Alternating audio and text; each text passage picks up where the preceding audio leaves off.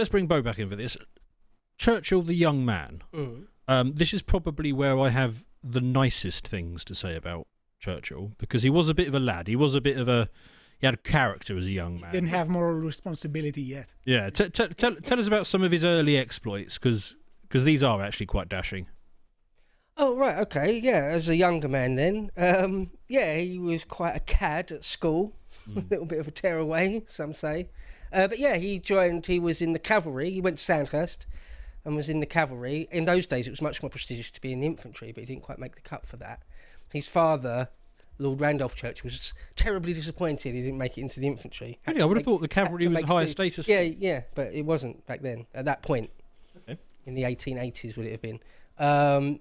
It was harder to get into the infantry, and he tried and failed, so he had to settle for the cavalry. So anyway, yeah, he was also a correspondent. While still in the military, he was a military correspondent in Cuba. Most people don't know that small event in his life. He was chomping at the bit to see combat. And he was like that high Victorian type who just loved war. When he saw some action, he said things like, "Oh, what fun!" I think that's an actual quote. Well, what fun it is to see combat. And then he was out on the Afghan border of the empire, and he saw some action there. Saw some people sort of shot in the head and stuff, and said, "Oh, that was a bit bad." But also, what japes! He was an ombudsman. I mentioned before the River War. He was at the reconquest of the Sudan and the Battle of Omdurman, where we served up the dervishes, the whirling dervishes, a terrible defeat. He was involved in a cavalry charge. He was brave. He was personally brave. He was very, very cavalier with other people's lives, but also with his own. He was prepared to put himself in crazy amounts of danger. I mean, charging people with a lance. He was in the Lancers, and he killed some people there. He was quite proud of taking out some dervishes. In the Boer War, he was in the Boer War. He got captured at one point. I think he was actually a correspondent again at that point.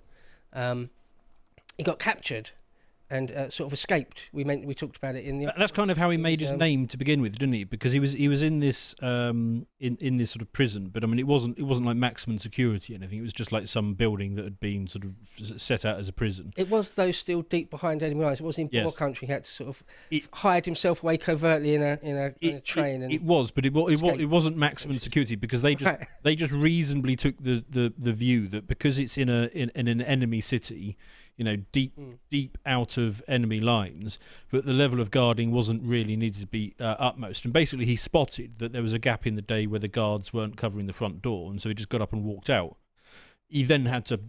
and there was another... Daring escape. May not have been quite John Dillinger escape plan, but... There was another guy with him who he tried to convince to take with him, and he wasn't up for it. It's like, no, are you mad? Okay, yes, we can get out the front door, but then we get immediately recaptured. And there's quite an interesting story about him basically evading capture for the next few weeks. He was always up for adventure. He thought of his life, and I think he does explicitly say that his life, he wants his life to be one long adventure. He wants to make his father proud that he did incredible feats of daring do, and that he can go back to England and when he has a parliamentary career can legitimately say, I saw combat. In the first time he was in Cuba, he got shot at, and he said, "Oh, great, at least I've been shot at. Great. I sort of broke my duck," sort of a thing. You know, so it's a very sort of Victorian way of looking at it. You know, he was delighted when World War I broke out. He was sort of over the moon. To watch the full video, please become a premium member at lotuseaters.com.